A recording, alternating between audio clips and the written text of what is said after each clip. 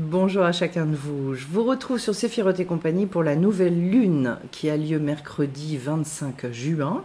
Et donc il y aura l'atelier des lunes le soir à 19 h. Pour ceux qui le souhaitent, vous pouvez vous inscrire sur séphiroth-et-compagnie.com.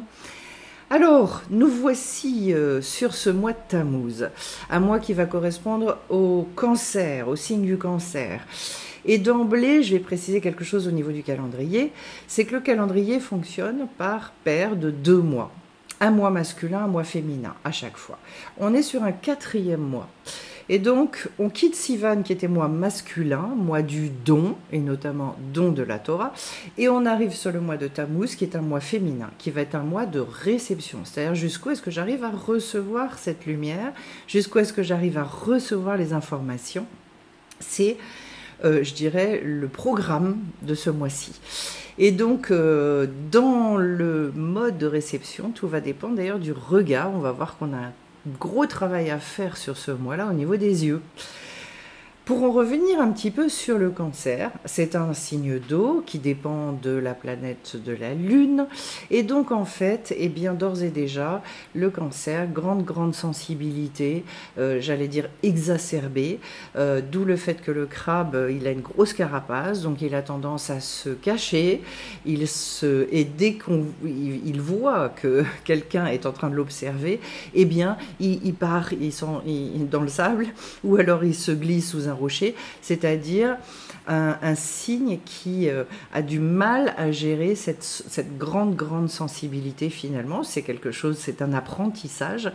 Et donc un mois, on le comprend, puisque avec le cancer, il faut faire preuve de beaucoup de diplomatie, de beaucoup d'encouragement, de paroles très aimantes, et bien un mois où il va falloir faire attention à ces paroles, justement, à tout ce qui va être difficultés relationnelles, conflits, etc.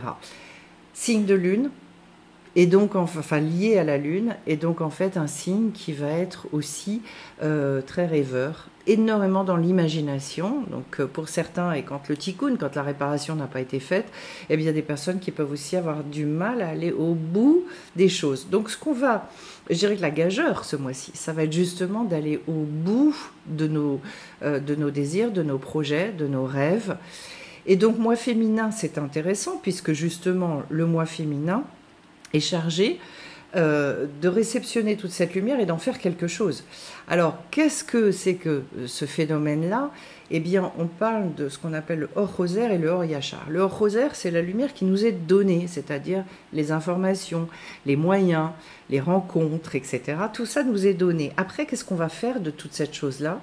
Selon comment on va réceptionner, on va effectivement créer un Or Yachar, Or Rosaire, pardon, c'est-à-dire une lumière du retour, donc qui va s'exprimer dans le monde et qui va donner des résultats, qui va opérer finalement un cycle au niveau de la lumière et qui va créer quelque chose.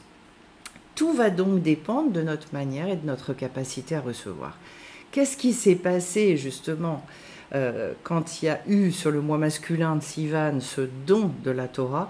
Eh bien il y a eu un souci, puisqu'en fait il y a eu une sorte d'incapacité à recevoir tel que c'était. Il y a eu un mauvais regard qui a été porté sur la chose, résultat des courses, ce qui devrait être gravé sur le cœur ne l'a pas été. Cette gravure, ce qu'il y a d'intéressant en hébreu, c'est que Chirut, la graver, c'est aussi Chirut, c'est la liberté. C'est-à-dire que quand j'arrive à graver ce qu'on me donne, à graver cette lumière, donc à la réceptionner de manière juste, alors je vais accéder à la liberté. Si je suis dans une mauvaise vision des choses, et là je vais rentrer vraiment dans le vif du sujet du mois de Tammuz, eh bien, oui, je vous ai dit, on va parler des yeux, on va parler du regard. Selon comment je regarde les événements de ma vie, les événements qui se produisent dans le monde, et les paroles que je vais énoncer par rapport à ça. Autrement dit, tout ce qui se passe en ce moment, c'est nul, et puis il y a ceci, et puis il y a cela. Eh bien, ce regard-là va imprimer une forme d'incapacité à recevoir cette lumière pour l'exprimer de manière positive et créatrice, Résultat, je vais perdre en fait, je vais perdre quelque part le bénéfice potentiel de cette lumière et je vais m'enfermer dans la rancœur. Et c'est pour ça qu'en fait c'est un mois où il va y avoir un gros travail à faire sur la rancœur, sur cet alourdissement du cœur qui mène à la dépression, qui mène comment dire, à quelque chose de lourd, à la mélancolie, à la tristesse, etc. C'est pour ça que quand on a, je dirais, un potentiel de libération, eh bien en fait on va être un petit peu éprouvé potentiellement sur cet item-là. Et donc de beaucoup travailler la manière dont on regarde les choses. Apprendre à développer un regard qui ne va pas être un regard niais ou naïf sur la situation. C'est-à-dire que, objectivement, je vais choisir par rapport à tel ou tel événement, en mettant de la confiance, en mettant et en faisant tout le travail sur les points positifs, d'aller regarder justement à la petite graine, à la chose dans cette lumière-là, qui peut parfois prendre des visages pas terribles extérieurement, mais d'aller regarder dans l'intériorité pour trouver le point positif, m'appuyer là-dessus et continuer. Donc, qui dit travail sur la rancœur, donc ça veut dire on travaille effectivement sur le cœur et que eh bien une nécessité en fait de pas chanter ça, d'aller voir. Alors ce qu'il y a d'intéressant, c'est que sur ce mois de Tammuz, il y a 2 mois de grande chaleur dans l'année, on le sait. C'est Tammuz et puis après le mois de Av qui correspondent donc grosso modo à juillet et au mois d'août. Et que ces mois-là sont des mois aussi, des mois où il fait chaud, où on transpire, c'est-à-dire des mois pour éliminer justement la rancœur, toutes les choses finalement, toutes ces scories qu'on peut avoir en nous, et leur permettre, ne serait-ce que déjà physiquement, d'éliminer des toxines, des choses qui ne sont pas bonnes pour notre corps. C'est pareil au niveau spirituel, éliminer les choses qui nous empêchent, qui nous bloquent. Et la rancœur qui va générer de la colère, qui va générer tout un tas de choses. En fait, cette rancœur, elle est au cœur justement de beaucoup de difficultés dans nos vies. Donc, avoir un œil qui est un œil entièrement positif, eh bien, ça se travaille. C'est pour ça que le cancer va être sensible à ce qu'on appelle l'Aïn Hara, c'est-à-dire le mauvais œil. Donc, lui, il va devoir beaucoup travailler et il va devoir faire attention à ça aussi. Le concernant dans sa vie. Voilà. À partir du moment où il y a une manière de regarder les choses en positif, on est plus sensible à ça et on peut plus être atteint par ça. C'est un enseignement en soi, le mauvais œil, mais voilà, de ne pas avoir peur de ça, mais de savoir que c'est une posture face à la vie qui va permettre justement d'y échapper. Et donc, j'ai dit signe d'eau. Je dois préciser également qu'en fait le cancer est lié à un attribut spécifique dans l'arbre des séphirotes qui est le Netzar, c'est-à-dire un attribut de détermination, justement du fait d'aller jusqu'à la victoire. Si on a associé le cancer au fait d'aller jusqu'à la victoire, ça n'est pas un hasard. C'est précisément parce qu'une de ses difficultés, puisque c'est un grand rêveur, eh bien, ça va être d'aller au bout. Et donc, en fait, de beaucoup développer ce qu'on appelle une mida, c'est-à-dire cette mesure, cette qualité-là, d'aller jusqu'au bout au niveau de ses rêves, de ne pas lâcher, d'être déterminé. Donc, si, par exemple, on veut nettoyer son regard et apprendre à voir les situations d'une manière positive, on peut se fixer un peu comme objectif ce mois-ci, de se dire, tiens, j'ai particulièrement mettre l'accent sur cette chose-là pour pouvoir avancer sur le sujet, me débarrasser de certaines rancœurs. Voilà. Et donc, en fait, dans ce mois-ci, il va y avoir soit l'occasion d'en arriver à vraiment un côté extrêmement festif, ou alors exactement son inverse. Toujours, en fait, dans la tradition hébraïque, comme il y a le libre arbitre chez l'être humain, eh bien, on ne peut pas dire il y a un mois négatif, c'est un mois positif. Il y a des choses qui sont présentées à l'être humain, et selon ce que l'être humain va en faire, eh bien, il a toujours le choix. En cela, le déterminisme, qui existe bel et bien, peut être, je dirais, surmonté, et en fait, l'être humain peut passer par-dessus, au-dessus, tout un tas d'événements qui sont effectivement déterminés, mais dans sa manière de vivre les choses, eh bien, retrouver, remettre de la vie là où apparemment il n'y en a pas. Voilà. Et donc, ce que je voulais vous dire également par rapport à ça, c'est que c'est un signe qui est très très fort et qui justement peut redonner une énergie absolument incroyable dans son entourage. Donc c'est à la fois un mois qui peut être fatigant à cause de la chaleur, mais en même temps, on va nous donner du Netzach, on va nous donner justement la détermination pour aller au bout de toutes ces choses-là.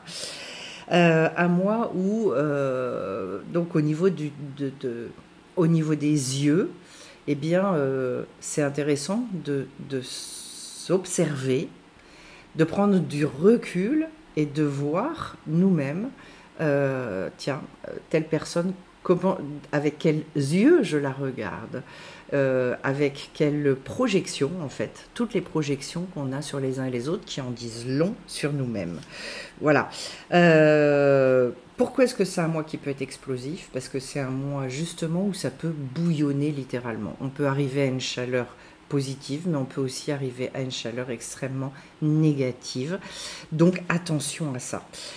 C'est aussi un mois, puisque le 17 Tammuz, il y a eu une brèche qui a été faite dans les murailles de Jérusalem, à l'époque donc de la destruction du deuxième temple.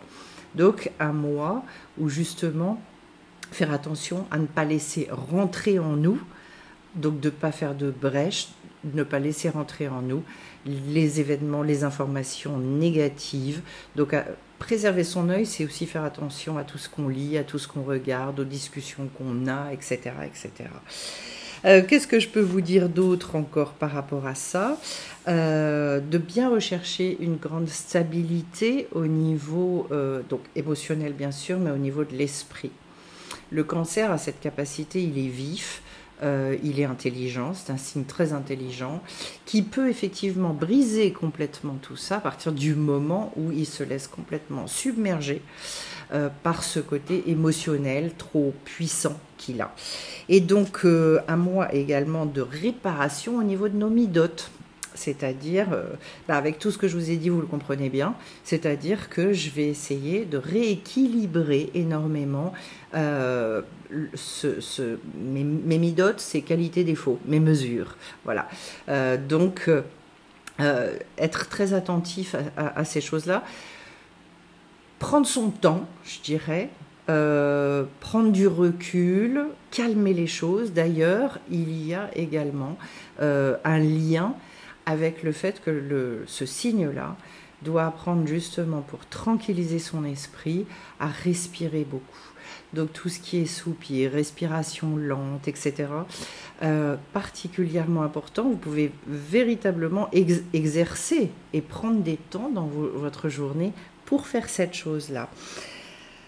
Un mois où, puisque le cancer est très très famille, un mois aussi, et c'est l'occasion avec les vacances de passer peut-être plus de temps et de construire autour de la famille, avec ses enfants, avec son conjoint, et de passer du temps pour justement faire ce que le cancer adore faire, c'est-à-dire avoir des moments de partage, de paix, puisqu'en fait le cancer il veut qu'on lui foute la paix. Globalement il a envie qu'on le laisse tranquille. Voilà. Et puis, je voulais vous dire une autre chose par rapport donc à ces mois masculins et féminins, donc finir sur cet aspect d'apprendre à recevoir. Apprendre à recevoir, je vais y revenir justement durant l'atelier des lunes, on va travailler là-dessus. Mais un petit mot là-dessus, juste pour préciser qu'en fait, notre capacité de réception est très dépendante de notre capacité à faire écran par rapport à la lumière qui nous est donnée. Un écran, ça veut dire qu'en fait, je vais être et je vais répondre présent à ce qui m'est proposé. Quel est le problème du crabe? Le problème. Quelle est la démarche du crabe? La démarche du crabe, c'est toujours une démarche sur le côté. Et donc, il est dit qu'au niveau du crabe, une des difficultés du cancer, ça va être de marcher droit. C'est-à-dire de sortir des contradictions intérieures. Comment est-ce que je fais pour être bien avec moi-même, pour sortir de mes doutes et apprendre à marcher droit. C'est ça d'ailleurs, et c'est cette difficulté-là, cette difficulté à arrêter de marcher sur le côté qui fait qu'on en arrive à la rancœur. Parce que, in fine, c'est surtout à nous qu'on en veut quand on n'arrive pas à se positionner et à dire notre justesse, à l'exprimer véritablement. Et donc, apprendre à recevoir aussi, ça va être finalement de faire face à tous les événements, à tout ce qui nous est donné de vivre, sans juger ça, mais nous, en apprenant à être dans notre posture, à être ferme, à être, je dirais, à l'aise avec ça, sans sentir de désécurisation aucune, et puis de pouvoir justement retrouver cette tranquillité. Donc vous avez bien compris aussi que cette démarche-là, cette démarche de j'essaie de biaiser, j'essaie de moyenner, pourquoi est-ce que le cancer il a tendance à faire ça? C'est justement parce que dès qu'on le regarde, dès qu'il est trop mis en lumière, il a tendance à se cacher. Autrement dit, c'est parce qu'il y a des fois, je n'arrive pas à affronter certaines situations et à me dire, c'est ma vérité, et je dois l'exprimer, quel que soit l'autre, quel que soit l'événement, c'est comme ça. Et c'est ça, finalement, être capable de réceptionner la lumière et d'y répondre. Donc soit on est capable de le faire, soit qu'est-ce que fait le crabe quand il n'y arrive pas? Pour éviter l'explosion, il va se cacher. C'est-à-dire autrement, si je sais en conscience que moi je n'ai pas le niveau finalement pour répondre à tel ou tel événement, à telle ou telle sollicitation avec une personne et que je sens que ça va finir au conflit dans l'explosion, alors à ce moment-là, je préfère me retirer, me mettre en retrait. Et puis, ce sera géré plus tard, une autre fois, il y aura une autre occasion. Ça aussi, c'est une sagesse. C'est-à-dire que, attention à ne pas vouloir tout régler tout de suite, mais bien être capable de prendre son temps, de patienter pour trouver le moment opportun et puis peut-être résoudre les choses différemment. Voilà. Donc, on le voit aussi d'ailleurs que ce mois est un mois de réception, puisqu'en fait, la Lune, qu'est-ce qu'elle fait? La Lune, elle reflète la lumière du Soleil. Alors, juste au niveau physique, je dirais, au niveau plus technique, pourquoi est-ce qu'il y a besoin de cet écran? Vous allez très vite le comprendre, puisque effectivement, pourquoi est-ce que l'univers il est tout noir? C'est parce qu'en fait, le soleil ne peut se refléter sur rien. C'est-à-dire qu'en fait, la lumière elle est là pour faire révéler les choses. À partir du moment où il y a quelque chose à révéler, alors à ce moment-là, oui, c'est le reflet de la lumière qui rencontre un obstacle qui va révéler cet obstacle et cet obstacle va renvoyer la lumière. Eh bien, c'est ça qu'on a à faire dans nos vies. Donc, à chaque fois que je m'absente, que je n'existe plus dans ma vie, eh bien, en fait, je ne peux pas refléter cette lumière et redonner à mon tour et recréer quelque chose. Si je suis présent face à la chose, alors à ce moment-là, oui, je crée cette lumière du retour. Il y a de grosses implications dans nos vies par rapport à tout ça. Je vais vous faire un tirage de toute façon en parallèle où je vais poser une question par rapport à ce tirage et puis on va travailler tout ça donc mercredi soir lors de l'atelier pour pouvoir justement bénéficier, profiter au maximum de toutes les opportunités du mois de Tammuz et pour pouvoir ressortir encore plus, justement libéré dans cette reroute et réussir à exprimer véritablement son identité et de plus en plus spontanément, simplement, sans se poser de questions, pour que ça mène énormément de joie et d'enthousiasme dans nos vies. Voilà ce que je pouvais vous dire. Écoutez, au plaisir de vous retrouver pour ceux qui le souhaitent mercredi. Et puis, je vous retrouve très bientôt de toute façon pour le tirage. Plein de belles choses à chacun et à très vite sur la chaîne.